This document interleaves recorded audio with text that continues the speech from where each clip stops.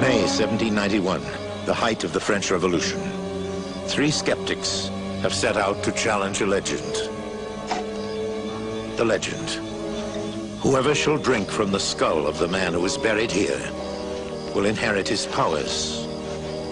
The name of the dead man: Michel de Nostrodamus. His powers: the ability to predict the events of the future. For 200 years, his grave has remained undisturbed because the legend also said that whoever disturbed his grave would die. It was not the skeleton that suddenly startled the gravediggers, but the plaque around its neck with the date May 1791, which could only have been placed there at the time of burial in 1566.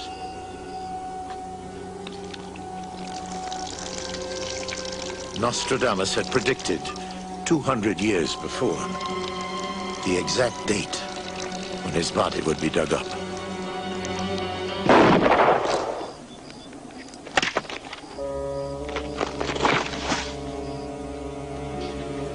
The shot that killed that gravedigger was fired from the riot of the surrounding revolution, a stray bullet that fulfilled the legend of Nostradamus.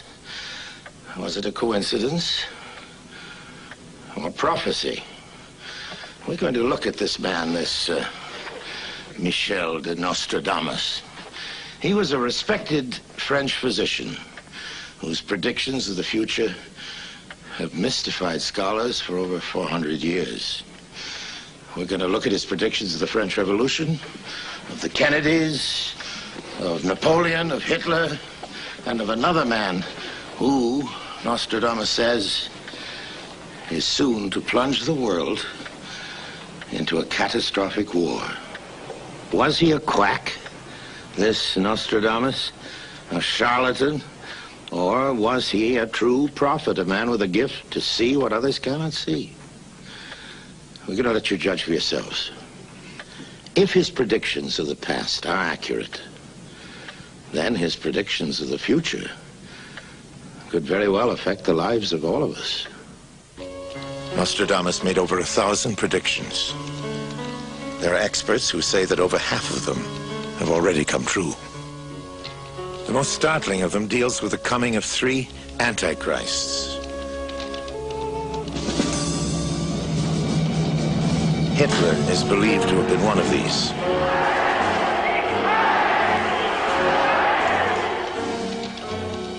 Another is thought to have been Napoleon.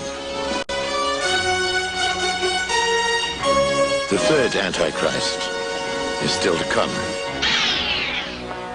Nostradamus predicts he will be here within the next 20 years. A villainous warlord who will start the 3rd World War. But can Nostradamus or any man see the future? In Nostradamus' day, it was believed that only witches and warlocks, or those who served the devil, could see through time. To claim clairvoyancy was heresy, and countless people were convicted and sentenced to horrible tortures and deaths.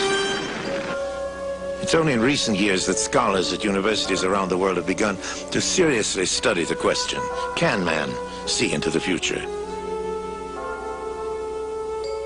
We asked scientist Dr. Edgar Mitchell, one of the first men to walk on the moon, if it's possible to see through time. Yes, it's possible to see into the future. Every human being has virtually unlimited awareness and creative capabilities. Some individuals just have it in greater measure than others. There have been a number of studies on this, and they're getting better and more definitive each year. The future is nothing but a series of probabilities made up of the decisions that we make right now that lead to certain events into the future. But every human being has this capability, determines their own future. Some just have greater awareness than others.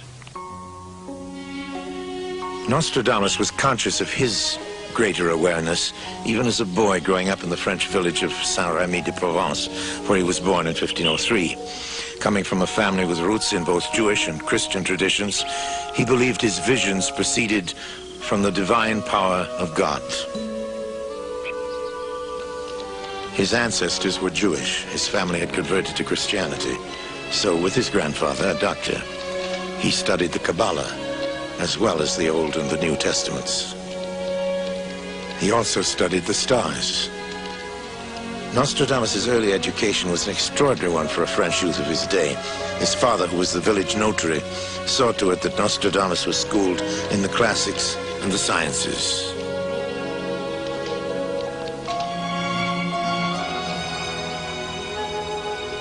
From his mother, Nostradamus derived his love of God and his passionate faith. He learned to respect the gift of prophecy as the power of God to make all time, past, present, and future, become one time. One of Nostradamus' earliest recorded visions was of a religious nature. While still a youth, he saw a young Franciscan friar approach the well. He was compelled to go to the friar and pay him homage. He fell to his knees and kissed the young man's robes. Asked why he was paying such duty to a lowly friar, Nostradamus replied, "Because I must kiss the robes of His Holiness the Pope." Nostradamus' behavior was thought to be eccentric. But many years later, after Nostradamus had died, the young man, Felice Peretti, became Pope Sixtus V.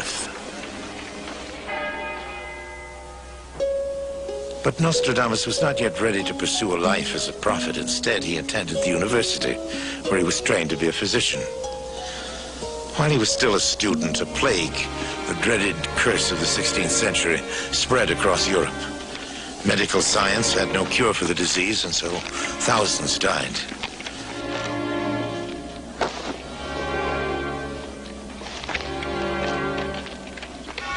Nostradamus left school at the age of 22, never having practiced medicine before, went out to try to heal the sick and dying.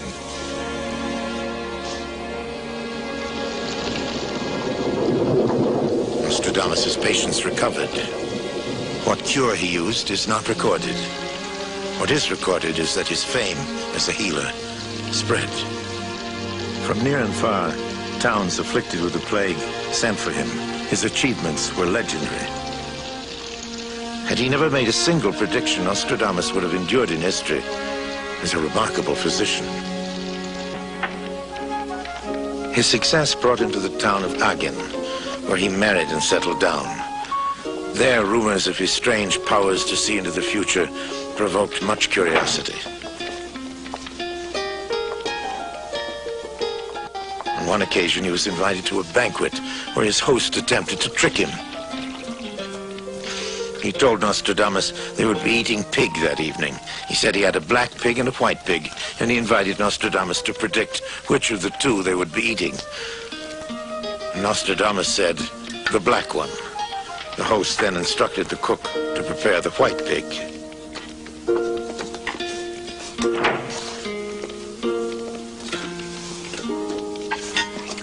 Later that evening, as they were enjoying their meal, the host challenged Nostradamus to once more state which pig they were eating. Nostradamus replied, as he had before, "The black one." Triumphantly, the host then called for the cook to ask him to declare which of the two they were eating. The cook said that while he was preparing the white pig, it fell from the table. It was devoured by dogs, so he was forced to serve the black one.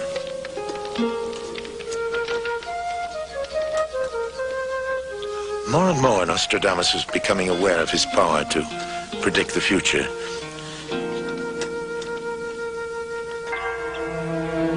But it wasn't until a personal tragedy struck that he took account of that power and changed his life accordingly. When the next wave of the devastating plague took the lives of his wife and 2 children in 1533, he fell into a deep despair. He retired to a life of seclusion and became a quiet, introverted man. He then wandered aimlessly throughout Europe for the next 10 years. Nostradamus was looking continually inward. He now discovered what it was he had to do. He returned to Salon, in the south of France, where he began to record his visions. Seated at night in my secret study, alone, reposing over the brass tripod, a slender flame leaps out of the solitude, making me pronounce that which is not in vain. He chose to write down his predictions in a four-lined rhyming verse known as the quatrain. He wrote in his native French, but to protect himself from the superstitious witch hunters of the day, he confused the verse with Latin and Greek, and even anagrams. He wrote 1,000 quatrains, dividing them into 10 groups of 100 each, called centuries. The first edition of his quatrains was published before his death in 1566. They continue to be published to this day. His visions Nostradamus wrote were received by a subtle spirit of fire, by a voice coming from limbo. And these voices and visions were often fragmented, and they were about things and events that Nostradamus himself couldn't understand. But still, he set them down in verse, in the quatrains. And obscure as these quatrains are to many of us, they were very clear to others. One quatrain, for example, the 35th of the first century, was quickly seized upon as suggesting that the reigning king of France, Henry II, would die in a jousting tournament. Nostradamus was quickly summoned before the king to explain the quatrain. The king said that it was ridiculous. He would never participate in such a tournament. Nostradamus could only reply that he wrote what he saw. The young lion will overcome the old one on the battlefield in single combat. In a cage of gold, his eyes will be put out. 2 wounds in one, then to die a cruel death. Despite Nostradamus' warning, the king did joust in a tournament.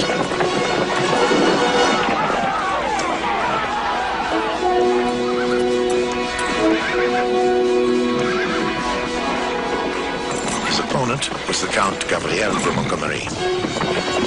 The young lion will overcome the old one.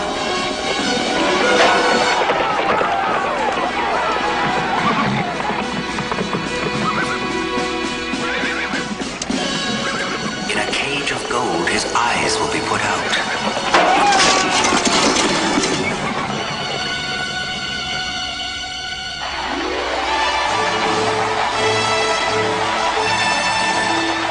Nostradamus wrote many quatrains about the events in his homeland. He is said to have predicted the French Revolution of 1789, 234 years before it happened. The Republic of the great city, with great harshness, shall not permit exit to the king. Being called by trumpets, the ladder shall be put to the wall, and the city shall repent. It is estimated that Nostradamus wrote about 30 quatrains dealing with this epical moment in French history. Despite the king, the coin will be brought lower. The people shall rise against their king. Peace being made, holy laws made worse. Paris was never in such great disorder. Nostradamus wrote about places he could never have guessed at, places that in his time didn't even exist. The husband, alone afflicted, will be mitred. Conflict will take place at the tile works by 500. One betrayer will be titled.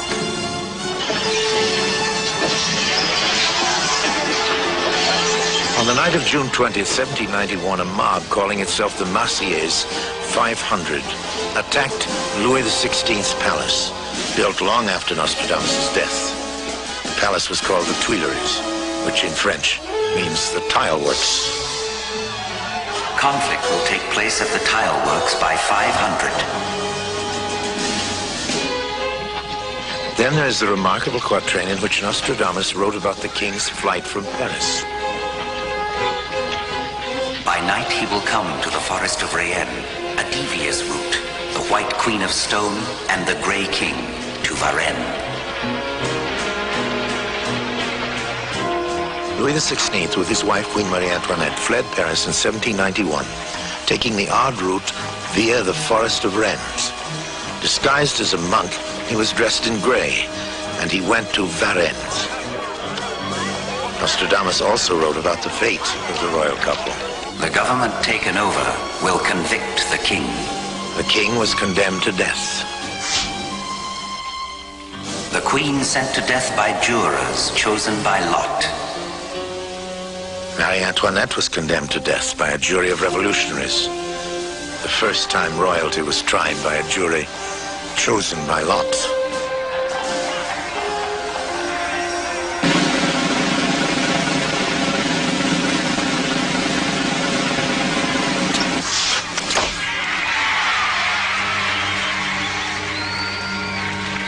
And the prostitute shares the fate of the consort.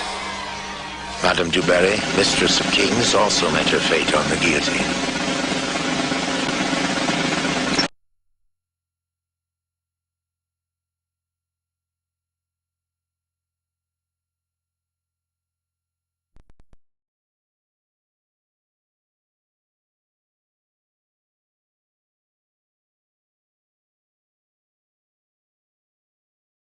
In quatrain after quatrain, he's described the coming of three powerful and tyrannical leaders, men he called antichrists.